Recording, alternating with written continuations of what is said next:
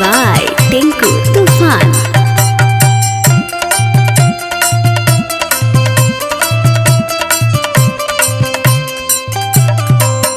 का ए साली जी की हाल है? सब ठीक है। की बात है? होलिया में पूछो की बात है? रंग नहीं डली की? अरे होली है तक एकर के मतलब सब साल डली साली तई हो साल डाले दा नहीं जी, हम नहीं डाले देबो। ला सुना हमार बात। क्या है सुनाइए। चल तो तोहार मना मानिए जीजा जी, चल तो तोहार मना मानिए जीजा जी, मना मानिए जीजा जी। आयो बड़ी रंगे न देबो अपन हम जवानी जीजा जी, आयो बड़ी रंगे न देबो अपन हम जवानी जीजा जी। अरे ऐसे मना कर रहा जी काहे जी? अब कौन दिक्कत है जी? दिक्कत नहीं है। अच्छा सुनो बात। डाले के बदले देबो सूट ये साली। आई मर की डाले के बदले देबो सूट ये साली। अब तोरा सूट ये साली तो रंग पाइला नया पन बुलू तू ये साली। रंग पाइला नया पन बुलू तू ये साली। काहे भटकत हको काहे छटकत हको रंग डाला वाला अपन चोली में है आए हे रंग डाला वाला अपन चोली में है।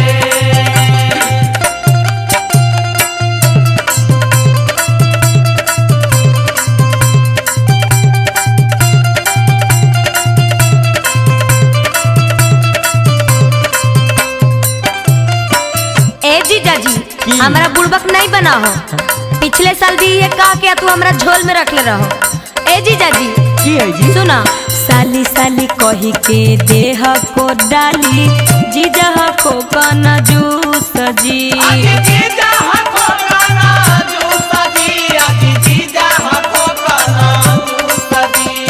अबरी दमो काए साली कर देबो तोरा खुश जी। कर देबो साली खुश जी, कर देबो साली खुश जी। ना ना ना हम नहीं मनमो जी। बार बार बोलो हको झूठ ये जीजा। ए जी बार बार बोलो हको झूठ ये जीजा। ए हो झूठ ये जीजा। अपुआ करे न देबो तोहरा हम झूठ ये जीजा।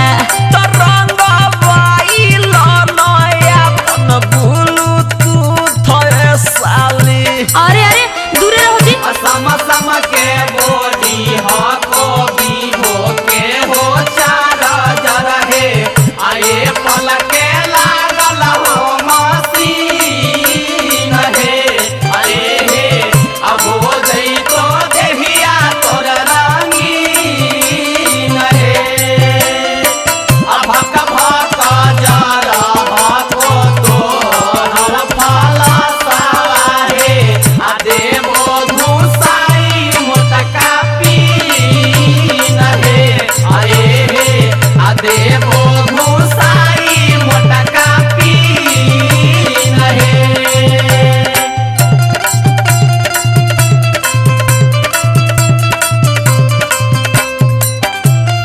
ए जीजा जी ऐसे काहे कर रहलो जी? अरे दूर रहो जी, हम समझा रही बात से। आई हो दादा आई लव यू साली जी। ओहो आज ही पागल हो गलो की? सुनाए सौरभ सुगम जीजा करो न जबरदस्ती जी। करहो न जबरदस्ती जीजा, करहो न जबरदस्ती जी। अरे कियो तोहर जीजा ये साली डाले के हो को हस्ती जी। डाले के हो को हस्ती साली डाले के हो